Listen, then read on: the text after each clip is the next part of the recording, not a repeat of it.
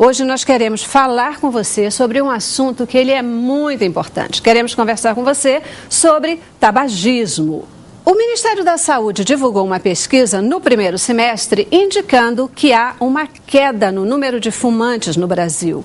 Essa é, sem dúvida nenhuma, uma boa notícia. Uma notícia importante porque o cigarro, o fumo, ele provoca inúmeras doenças, inclusive o câncer.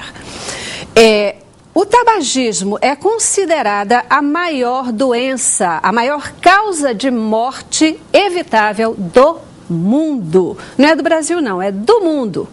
E o pior é que mesmo quem não tem esse vício pode ser afetado pelos males dessa doença pela inalação passiva da fumaça do cigarro. É terrível, não é? Muito bem, mas é por isso que a gente quer conversar com você hoje sobre a relação do tabagismo e o câncer. Cabeça para cima de hoje, trouxe para você uma matéria. Assista agora essa matéria e fica conosco no debate.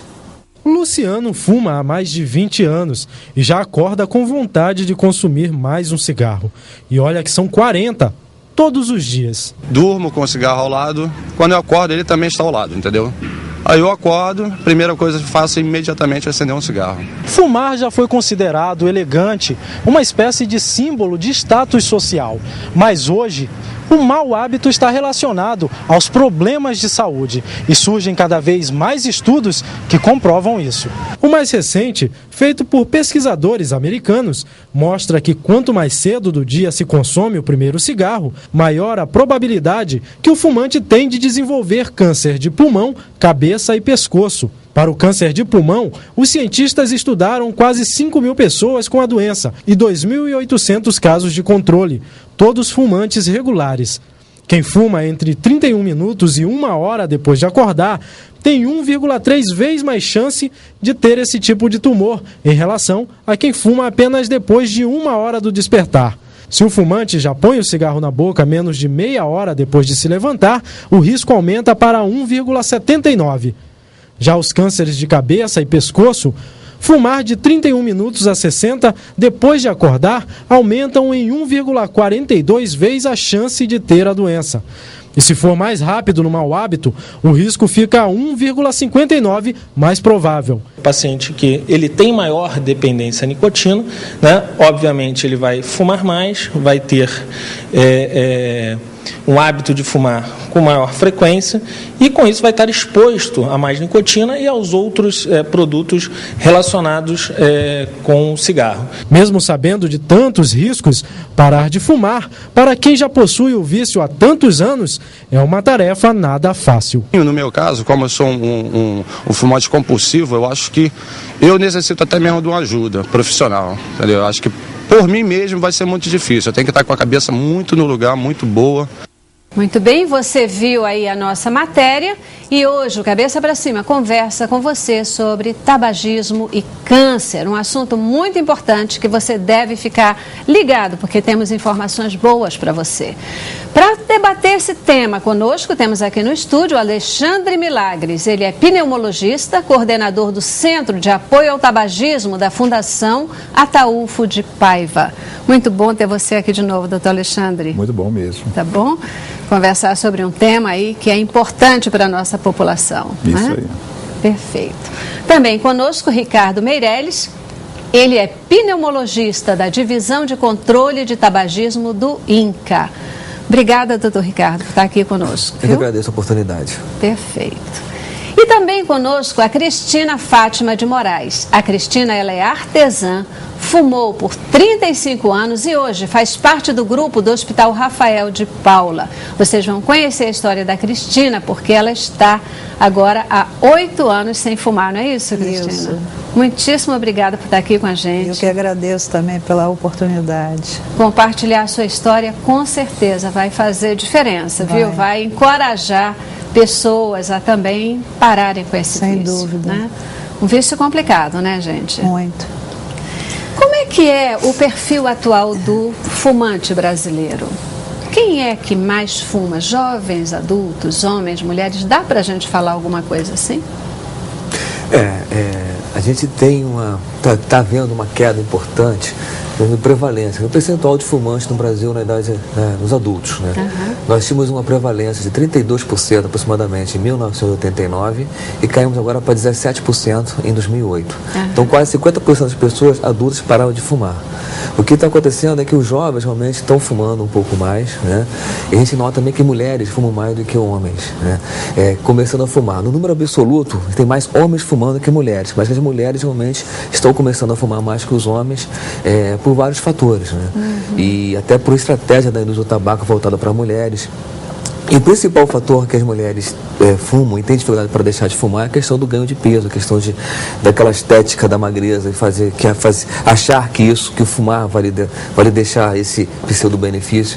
E a dificuldade maior para deixar de fumar é também essa questão. Achando que fumar emagrece. Emagrece e não vai, quer dizer, ela vai emagrecer e quando parar de fumar ela vai ter medo de engordar e não vai querer emagrecer.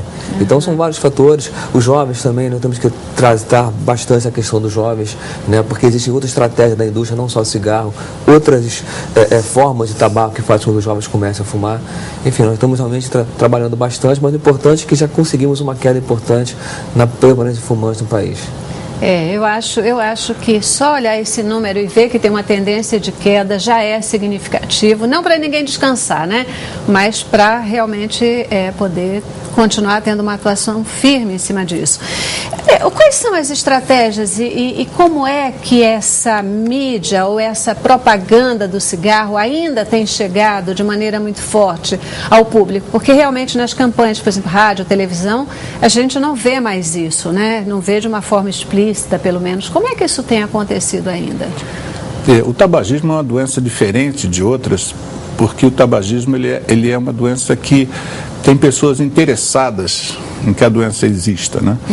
E o principal interessado, obviamente, é a indústria do tabaco e os seus acionistas. Então, para a indústria é importante repor um número idêntico ou superior de pessoas que param de fumar. Então, o tabagismo ele é uma doença que gera muitas doenças, gera uma mortalidade muito grande. O que a gente diz é que para cada 2 fumantes, o tabaco mata 1. Então, a perda de fumantes é muito grande.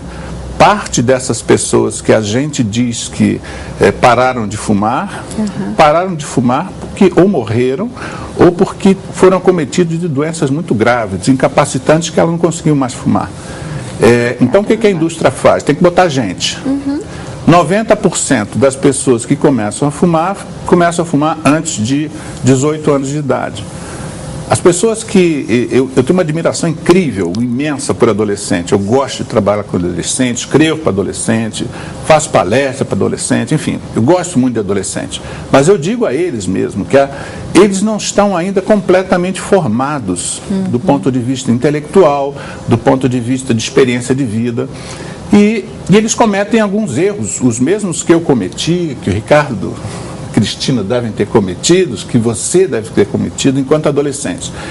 E um desses erros é ignorar as evidências mais estabelecidas quanto aos riscos.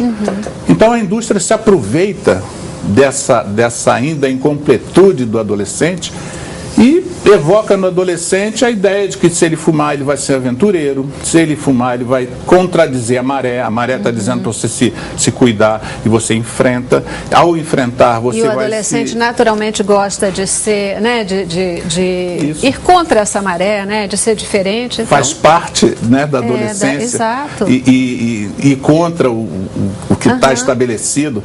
Só que o que eu tento mostrar para o adolescente, o que a indústria quer é que ele se rebele. O que eu tento influenciá-los é que eles se rebelem contra a indústria, que eles percebam como é que a indústria atua. E como é que ela atua? Fazendo campanhas mostrando que se você fumar, você vai ser melhor. Isso é a primeira questão.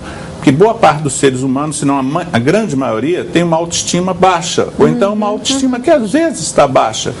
E você então diz que ao fumar você vai ser melhor. Melhor de que maneira? Você vai ter mais admiração pelos outros. Isso serve muito para a mulher. Existem marcas de cigarro que as campanhas são todas feitas para que as mulheres, ao fumar, recebam a admiração de homens e sejam mais elegantes do que se não fumassem. essa dupla mensagem é perigosíssima para as mulheres, porque isso não corresponde à realidade. As mulheres não especialmente são... nessa fase de adolescência, juventude, Exatamente. né? Sem dúvida nenhuma. Aí você tem a questão da força física, das vitórias. Então, o cigarro era muito associado aos carros de corrida, aos esportes mais radicais, que exigem mais coragem das pessoas. Então, tudo isso é uma ilusão, tudo isso é falácia, nada disso se comprova, mas ainda pega a garotada. Só para complementar, eu acho importante isso, né? Porque realmente o jovem começa a fumar achando que vai encontrar uma liberdade, ser uma atitude adulta, e o que ele vai encontrar é uma dependência, uma prisão de uma droga que escraviza e mata. A única coisa que o cigarro dá às pessoas é a escravidão pela dependência, adoecimento e sofrimento e morte. Cristina, você começou a fumar cedo, Cristina? Comecei aos 13 anos. 13 anos. Roubando o cigarro do meu pai. O que te estimulou a Curiosidade. fumar? Curiosidade. Comecei pela curiosidade. Eu achava que se era bom para ele, poderia ser bom para mim também, né? Só que me levou para um caminho muito triste, né? Me tornei independente. Era uma pessoa que achava que tinha saúde e não tinha, né? Não tinha. Além de ser muito magra, eu era magérrima. Tinha um aspecto horrível. Hoje, após 8 anos de abstinência, eu estou melhor do que quando eu entrei no grupo. Mas você, em algum momento, pensou em fumar para se manter magra nesse aspecto da beleza? Não. Apesar de ter um certo receio em largar o cigarro e engordar. Mas não fumava para me manter magra. Nem para ser mais charmosa? Não. Entrei numa de curiosidade e acabei me tornando dependente mesmo. A grande diferença também é que, por exemplo, na época, o cigarro tinha um status, né? Fumar, então era uma coisa liberal, todo mundo fumava. É verdade. Sem né? dúvida. Era um estilo de vida, então era normal fumar. Hoje não. Hoje a gente conseguiu mudar essa imagem do cigarro como uma coisa glamurosa, uma coisa que as pessoas podem fazer em qualquer momento. Então as pessoas muitas vezes começam a fumar exatamente para copiar, às vezes, o pai que é fumante, a mãe que é fumante, né, os ídolos que eram fumantes, os professores que eram fumantes. Então os jovens começam a fumar exatamente por esses fatores. O outro fator, muitas vezes, é para ser aceito no seu grupo. Você tem fumante, para ele começar a entrar naquele grupo, ele tem que fumar um cigarro. Naquela época tinha que fumar um cigarro. E aí se tornou experimentador e depois o dependente. Olha só, existe algum cigarro light, algum cigarro que ele é menos danoso? Isso existe ou é balela? Isso é mais uma mentira da indústria, né? Porque a quantidade de substâncias tóxicas que tem no cigarro é tão grande, tão imensa, que mesmo você só deixar 5 a 10% da substância, isso já seria capaz de fazer um efeito danoso. Então, a cada momento que a ciência demonstrava algo contra o cigarro, a indústria lançava alguma coisa para dizer que agora a situação está resolvida. Isso aconteceu com os filtros do cigarro. Os cigarros antes não tinham filtro, agora a gente botou o filtro, problema resolvido. Todas as substâncias vão ficar retidas no filtro. Chegou-se à conclusão de que retinha realmente uma quantidade grande de substâncias, mas o que passava já era suficiente para tornar a epidemia perigosíssima. Depois surgiu a ideia de que você poderia ter um cigarro menos danoso à saúde, chamado cigarro de baixo teor, que é uma outra falácia, uma outra mentira, porque não há uma quantidade de teor tão baixa assim em nenhum cigarro que exista. Então, qualquer cigarro, de qualquer teor, qualquer cor, azul, vermelho, branco, todos eles fazem mal. Inclusive, já existe uma lei nossa que proíbe que você nomeie o cigarro. Esse é baixo teor, esse é light, esse é suave. Não pode mais haver esse tipo de distinção, porque isso enganava as pessoas. Perfeito. A gente já precisa ir para o nosso primeiro intervalo, tá? A gente vai lá, dá uma paradinha e volta já, tá bom? Vamos lá.